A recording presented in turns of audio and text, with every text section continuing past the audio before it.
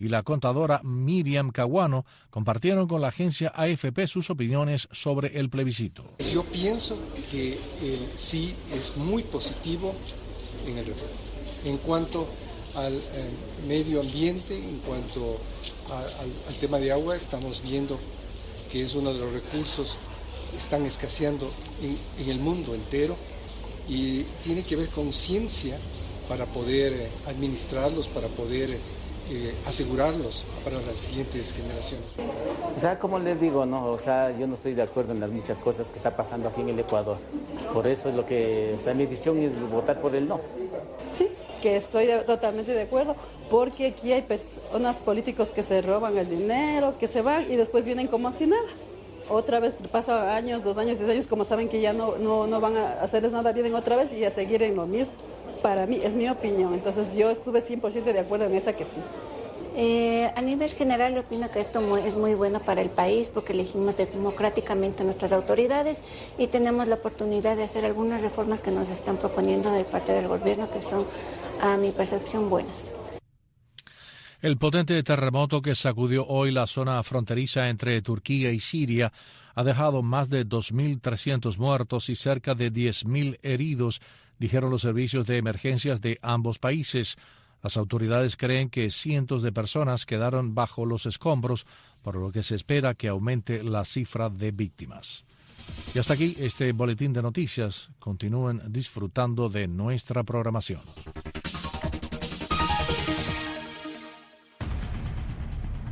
Venezuela hoy. Un análisis profundo sobre la situación actual que vive el pueblo venezolano. Venezuela hoy. Conducido por Alejandro Marcano Santelli. Hola, ¿qué tal amigos? Gracias por estar nuevamente con nosotros en este espacio. Tony Simons en los controles técnicos, Alejandro Sayas Bazán en la producción de este espacio y este servidor pues va a presentar a Alejandro Marcano Santelli a los invitados el día de hoy en este espacio de Radio Martí. Tenemos a Marta Tineo desde Venezuela, ella representa a la ONG Justicia, Encuentro y Perdón, y desde Argentina al colega periodista Leandro Gasco. Marta, queríamos hacer esta entrevista contigo la semana pasada con la visita de este funcionario de la ONU. No pudimos por diversos trabajos, porque tú además estabas, y quiero decirlo porque es difícil en Venezuela movilizarse por la falta de gasolina, combustible y las condiciones. Tú tomas relatos, pues graficas lo que son las violaciones de derechos humanos constantes que se viven en Venezuela. Y hoy quería comenzar el programa con eso, porque parece distante, parece que nadie hace nada para visualizar lo que realmente hace el régimen con sus víctimas, con el pueblo venezolano. Y me gustaría comenzar dándote las gracias por ese trabajo y que nos cuentes un poco a los oyentes, sobre todo orgánicamente, esta emisora, esta agencia lleva información libre. Pretendemos hacerlo al pueblo cubano, que también se ve imposibilitado por la dictadura de los Castro. Cuéntanos. Muchísimas gracias, Alejandro. Además que somos paisanos, somos venezolanos, así que sufrimos los mismos dolores. Y te agradezco que siempre pues nos tienes en la agenda de tus programas y de ante toda tu audiencia. Saludos a tu audiencia y saludos a tu colega que nos va a acompañar esta tarde. Efectivamente, nosotros somos una organización que se fundó en el año 2014, una organización de víctimas. De hecho, la fundamos la señora Rosa Orozco y yo. Como defensora de derechos humanos, Rosa es la madre de una de las tantas venezolanas que fue asesinada en el contexto de manifestaciones pacíficas. Me refiero a Geraldine Moreno, una joven estudiante que fue asesinada en las puertas de su casa. Simplemente estaba con una bandera de Venezuela, un pito, pues ejerciendo su derecho humano a manifestar. Y llegó un destacamento de la Guardia Nacional a la puerta de su residencia y pues un funcionario a 10 centímetros de distancia de su rostro le disparó con un arma de fuego que por supuesto destrozó su rostro, pero además toda su cabeza, y murió pues por tragedia. A partir de ese momento pues Rosa y yo nos juntamos, empezamos a agrupar a las víctimas de asesinatos en el contexto de manifestaciones, y desde ese momento y hasta ahora, bueno, hemos documentado 330 víctimas fatales como consecuencia de ese patrón de persecución política 2014 hasta la presente fecha. Y también pues acompañamos casos de presos políticos, torturas, desapariciones forzadas, también como consecuencia de ese patrón de persecución. Y efectivamente pues con toda la precariedad con la que estamos viviendo en Venezuela, no desde ahora, una emergencia humanitaria que data de al menos 15, pero que se ha ido agravando a lo largo de estos últimos de estos últimos años, pues seguimos haciendo el trabajo por la única manera, ¿no? Con todas las dificultades, pero es hacerlo o resignarnos a la impunidad, a la injusticia, y a que los venezolanos, a los más de 310 venezolanos que hoy siguen tras las rejas políticas en nuestro país, pues se mantengan allí indefinidamente. Entonces nuestro trabajo es de forma directa con las víctimas a través de entrevistas, documentales, testimoniales, que vamos pues engrosando sus respectivos expedientes, y toda esa información pues es presentada a sistemas de protección internacional de derechos humanos, gracias, de justicia tanto nacionales como internacionales. Un poco de eso va nuestro trabajo. Bueno, te pido un poquito de paciencia, Leandro, para hacerle otra pregunta rápidamente a Marta, para no despegarme de este tema así tan rápidamente, porque es interesante saber si estos documentos que ustedes están guardando, que es una historia viva de la persecución del régimen hacia los venezolanos, se le pudo hacer llegar o le llega o la leen estos funcionarios de organismos multilaterales, como la visita del señor Turk la semana pasada.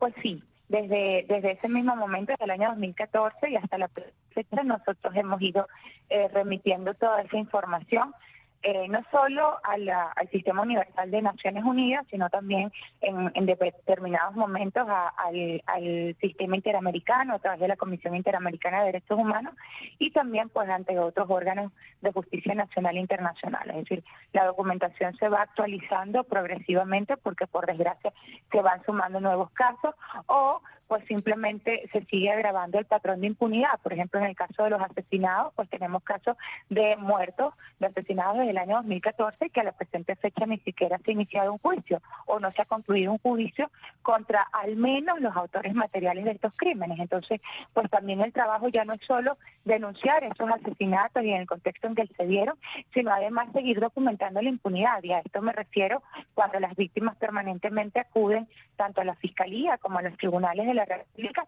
y no reciben ninguna información, y eso contrasta claramente con los anuncios que hacen las autoridades venezolanas ante estos organismos internacionales, señalando que en Venezuela se están realizando las investigaciones y los procesos judiciales tendentes a que haya justicia para las víctimas, y lamentablemente de nuestro balance, de esa documentación permanente con las propias víctimas, pues es todo lo contrario. Mantenemos un 94% de impunidad en los casos de asesinatos, y cuando hablo de 94% me refiero a autores materiales o perpetradores.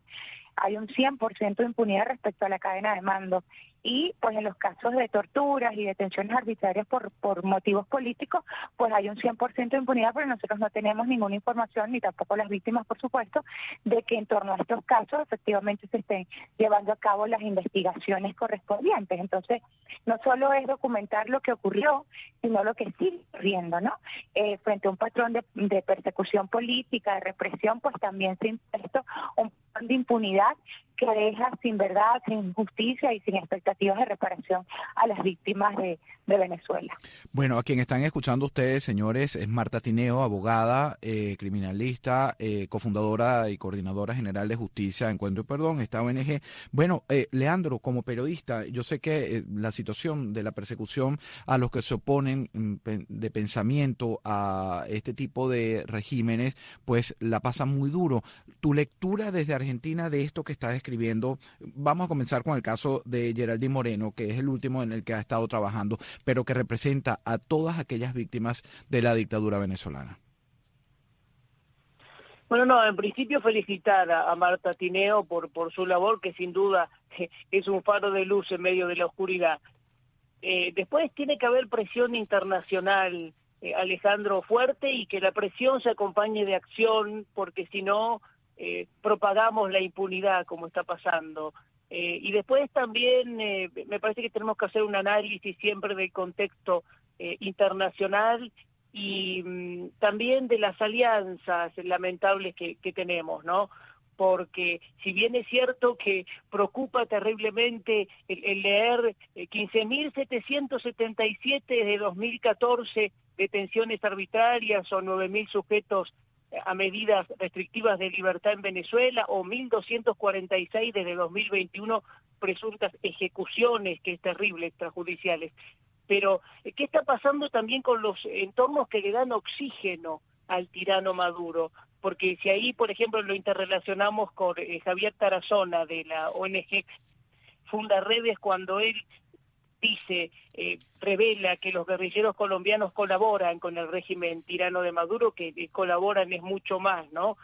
A mí esto sí me preocupa también, porque yo hablaba en estos días con amigos que tengo colombianos y me dicen de las barbaridades de Petro y de que es un gobierno que ha rebalsado todas las cifras de siembra de cocaína y de marihuana, y cuando hablamos de narcoestado, sabes que hacemos una alianza con la realidad de la tiranía venezolana, y la acción de las bandas criminales que se multiplican en Colombia, la gente que no puede salir a la tarde o a la noche, y el ELN o las FARC, que directamente están vigilando no solo los montes, sino los pueblos, y ahí no entra ni el ejército, ni la seguridad, ni la policía, ¿no? Y los asesinatos que uno lo ve en las fotos, como pasa en Venezuela con el tema de los presos políticos o de las detenciones, que todos los días tenemos nuevas, y así se termina el pueblo, o hasta el mundo, lo diría, acostumbrando a eso. Por eso es tan bueno lo que hace Marta Tineo, de no descansar, no cesar en la lucha, que creo que es lo que hay que hacer en el verdadero combate por la libertad y el bien. Pero es preocupante, vemos que en Colombia el clan del Golfo asesina todos los días, y hay además se está enlazando, porque están a través de la gente que se suma a esto, hay adolescentes, niños que entran en este sistema de la droga, y bueno, hay muertes todos los días. Entonces, este tipo de alianzas, ya te digo, que se unen, Petro, Maduro, Ortega, y podemos seguir, ¿no? Sí, bueno, me preocupan. Y es preocupante la realidad de muchos que siguen emigrando, buscando haitianos, nicaragüenses, entre los centroamericanos, por supuesto, venezolanos, siguen buscando al faro de la libertad, o siguen buscando un lugar donde vivir, por lo menos en libertad. Marta, hablando de esto y esta realidad que es preocupante, lo que es la humillación que se le hace a sectores de la población, no solo con lo que es el encarcelamiento, que es preocupante, ninguna negociación pudiera llevar un buen término si no se libera a los presos que están presos por pensar diferente a un régimen. Pero no hay electricidad, no hay agua, no hay buenos salarios, hay protestas de maestros a diario y de distintos gremios. Pero el venezolano, yo no sé qué es lo que está sintiendo, o tú quizás nos lo puedes explicar un poco mejor, que estás en Caracas. ¿Cuál es el sentimiento hacia la política o político de la realidad? Porque vemos que se está celebrando la Serie del Caribe, muchos celebrando pues ese gran estadio, pero mientras no hay medicina en los hospitales, mientras hay gente que no tiene ni siquiera un bocado de comida para comer al día y muere de hambre, ¿cuál es esa realidad, o cómo la interpreta el que vive dentro del país? Sí, bueno, la situación venezolana es verdaderamente compleja. Recordemos que ya nosotros tenemos pues más de 20 años digamos, en un sistema político que lo que ha hecho es irse radicalizando, ¿no? En transcurso del tiempo.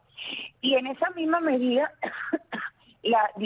digamos, las grandes diferencias sociales se han marcado muchísimo, o totalmente contrario a la oferta política que se hizo, ¿no? Que era una oferta política de supuesta igualdad y repartición equitativa de oportunidades y de bienes para la población.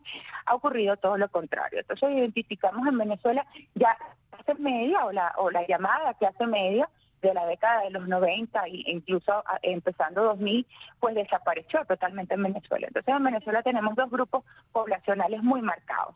Y de esto, de acuerdo a la reciente encuesta de condiciones de vida de Venezuela que lleva a cabo anualmente la Universidad Católica Andrés Bello, nos hablaba la reciente en COVID que en Venezuela pues estamos en el 90% de pobreza, ¿sí? Y un 70%, más de un 70% de la población en pobreza extrema.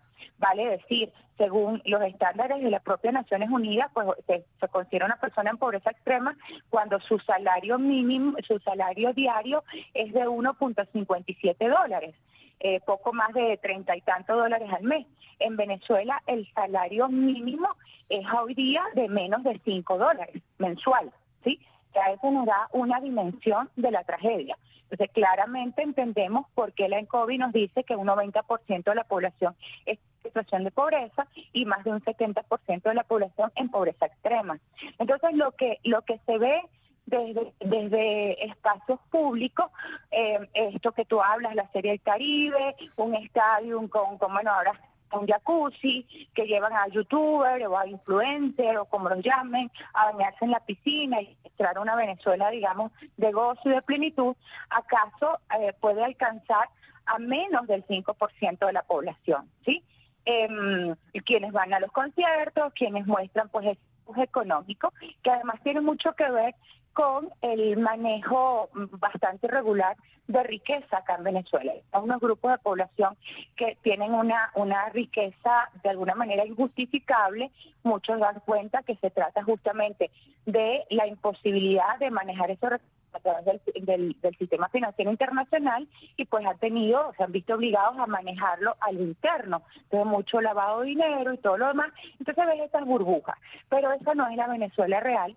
Yo que me la paso, como te digo, en mi vehículo personal recorriendo Venezuela para documentar todos estos casos, pues te puedo decir que sales de Caracas y te enfrentas a la más dura pobreza, a la falta de energía, sigue habiendo desabastecimiento de combustible, sigue habiendo pues fallas eléctricas, falta de dotación de agua, de gas doméstico, es decir, la misma situación de una Venezuela en emergencia humanitaria compleja, que yo tengo rato más bien llamando emergencia humanitaria inducida, porque efectivamente si tienes recursos públicos para este tipo de cosas, pues deberías tenerlo de nuevo para resolver el tema del sistema eléctrico, dotación de los hospitales y todo lo más. Entonces, te das cuenta que más que una emergencia humanitaria compleja, se trata de una emergencia humanitaria inducida o por diseño, más una política de someter a la población a una situación de precariedad, porque eso te permite sin duda mayor control social.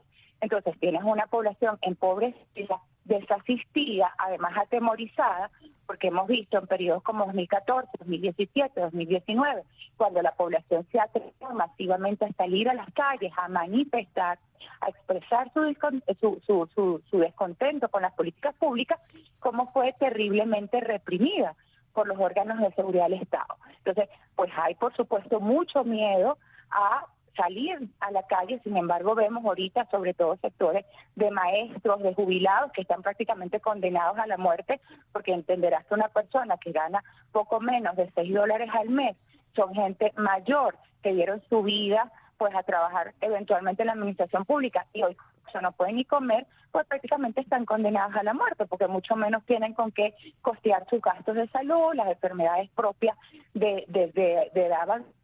Esas personas ya digamos que ya no tienen nada que perder y son las mismas que siguen saliendo a la calle a manifestar. Pero estas manifestaciones inmensas, aquellas multitudinarias que vimos en esos periodos, han cesado de nuevo mucho por el miedo. El miedo también forma una política de Estado, ¿no? La gente ya no se atreve a salir masivamente a manifestar y a eso sumemos 7 millones de venezolanos que se han ido del país justamente huyendo de la crisis o de la persecución.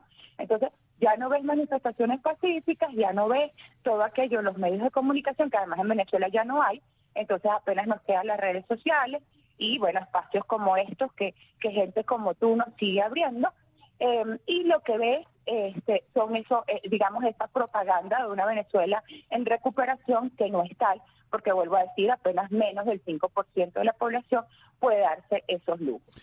Una excelente descripción, Marta, te lo agradezco enormemente. Leandro, fíjate que oyéndola a Marta Tineo de la ONG Justicia, Encuentro y Perdón, tú como periodista debes sentir lo mismo que yo.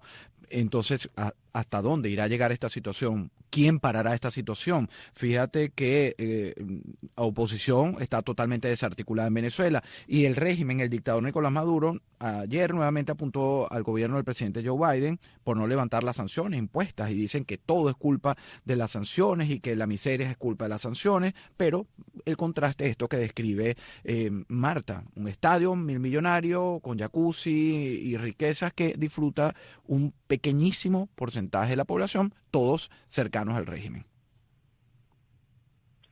Es que uno espera que el pueblo liberte al pueblo, como me dijo alguien alguna vez, porque es cierto que hay un desamparo muy grande, y Maduro, que está enfrentando una investigación, como tú sabes, en la Corte Penal Internacional por criminal, que es lo que es, pero también es cierto que controla todas las ramas del poder, ¿no? Incluida la Comisión Electoral. Entonces, es difícil ver cómo el escenario se agudiza, ¿no? También tenemos que tener esperanza y buscar las formas, ¿no? Buscar las formas. Lamentablemente, necesitamos que la presión internacional se acompañe de la acción y que los medios también tenemos una responsabilidad en ese sentido. Es magnífica la labor de Marta, realmente, y a mí me preocupa también, te lo decía antes, lo que acontece en Latinoamérica, porque en Argentina, incluso en Colombia, en otros lados, lo que están buscando los desgobiernos es cierta similitud con estas tiranías, y lo hacen desde la posibilidad de eternizarse en el poder, como lo vimos en su momento con Chávez o lo vemos ahora con Maduro.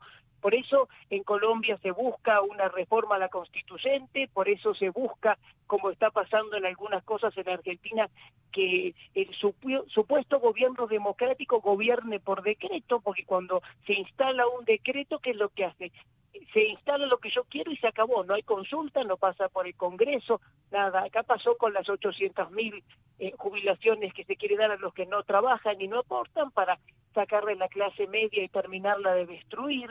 Bueno, me da gracia porque un empresario argentino que está en Miami mandó, Mauro Stendre mandó al Congreso argentino 256 palas, y como una señal, decirle, señores, trabajen. Y esto me parece que también debe ir a una oposición que sea activa en distintos países del mundo. Bueno, y así es. Fíjate, Marta, ya para ir concluyendo este espacio, que me quedan 3 minuticos, Juan Guaidó, quien era pues el presidente encargado, destituido, para recordarles a quien no lo sepa, por la misma oposición, desarticulada por la misma oposición, con lo que dan al traste con una cabeza que pudiera enfrentar realmente en estos planes que ellos mismos tienen de ir a unas primarias este año 2023 para medirse con la dictadura el año 2024. Guaidó, en un tuit que estoy leyendo en estos momentos, dice: invito a los venezolanos a no rendirse, es el mejor aprendizaje que podemos darle a nuestros niños. Quisiera tu lectura de esto. Bueno, los venezolanos, como te digo, tenemos ya más de 20 años en la crisis que se va agravando.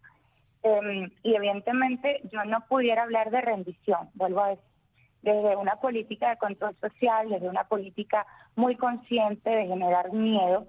Evidentemente se ha logrado la desarticulación de la sociedad civil como tal, ¿no? La dirigencia política, pues prefiero ni siquiera opinar en torno a eso, porque además no soy experta en el tema, ni mucho menos defensora de derechos humanos, pero sin embargo claramente vemos cómo desde esa política de persecución pues se fue desarticulando a los partidos políticos, se ilegalizaron, se inhabilitaron a los dirigentes más, digamos, más destacables de cada uno de esos partidos políticos. O sea, se ha ido desde esa política de persecución creando, digamos, una especie de oposición a la altura, ¿no? El mismo gobierno venezolano decide quiénes serán o no sus opositores, y de nuevo lo hace desde la ilegalización de partidos políticos, la inhabilitación de dirigentes, y solo quedan esos que de alguna manera pues el propio gobierno permite que sean sus opositores, ¿no? Entonces eso hay que tenerlo en cuenta. Y de nuevo, además todas las fallas que pudiéramos considerar que se han cometido, lo cierto es que la población, la sociedad civil, nos hemos quedado sin una representación política, y pues más que entrar en esos espacios, porque no son nuestros espacios naturales, desde la voz de la víctima lo que seguimos es insistiendo, clamando, exhortando a los organismos internacionales de protección de derechos humanos que más allá de los acuerdos que políticamente se puedan hacer a conveniencia incluso de la comunidad internacional, porque también nos tenemos que ir, Marta. Fabuloso el análisis y fabulosa tu manera de salirte de un tema que no te compete. Agradecido contigo y también con Leandro Gasco por habernos acompañado el día de hoy. Me despido, esto es una próxima oportunidad.